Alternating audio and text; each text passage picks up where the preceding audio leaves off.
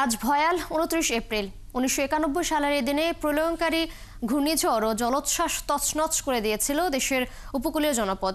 এলাকার মানুষ জানান, সেদিন স্থায়ী বাঁধের অভাবে দক্ষিণ পূর্ব উপকূলীয় অঞ্চলের প্রায় ১,৩৮,০০০ মানুষ নিহত হয়। কিন্তু আজও তাদের উপকূলে স্থায়ী বাঁধ নেই। তাই সেই ভয়াল এই ঘটনা এখনও দুঃস্বপ্নের মতো তাড়িয়ে বেড়ায়। কামরুল ইসলাম মিন্টুর প্রতিবেদন, ছবি তুলেছেন হেলাল উদ্দিন। ৯১ জলোচ্ছ্বাসের তোড়ে ৪ সন্তানকে ভেসে যেতে দেখেছেন তাবড়ের চরের অভাগিনী মা পুতিলা বেগম। মনের অজান্তে কখনো ভেবে বসেন, এই বুঝি ফিরে আসবে তার আদরের সন্তানরা। তাই এখনো কুতুবদিয়ার বাঁধের পাশে ঘর পেতে সন্তানের অপেক্ষায় থাকেন মা পুতিলা বেগম।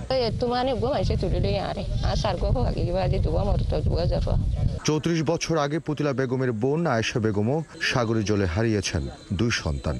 তিনি সেদিন সব হারিয়ে ঘরে ফিরেছিলেন একটি গাছের চিহ্ন দেখে।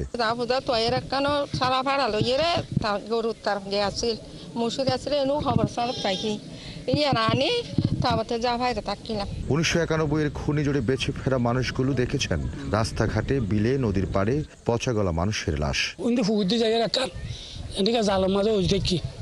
মরা এগুন আনিয়ে দহন করছি, তোরে আর বিভিন্ন ধরনের লাশ দহন করছি আর গোমাই হওয়া দুয়া হওয়া মানে বাঁধা।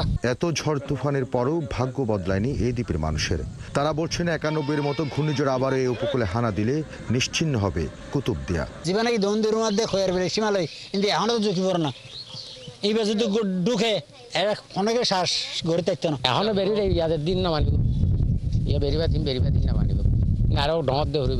গেল ৫০ বছরে ছোট হয়ে আসছে দ্বীপটি। দ্বীপের পশ্চিমে সাগর গিলে খেয়েছে ৪ কিলোমিটার বসতি। অনেক অনেক ঘর গিয়ে গেল বছর প্রায় ২০০ ঘর হইতে ৩০০ ঘর মতো উড়ে গিয়ে উত্তরটা হয় যে কজন মানুষ এখনো কুতুবদিয়ায় নারী টানে বসবাস করছেন, তারা চান একটি স্থায়ী বেড়িবাঁধ। কামরুল ইসলাম মিন্টু, ৭১, কক্সবাজার।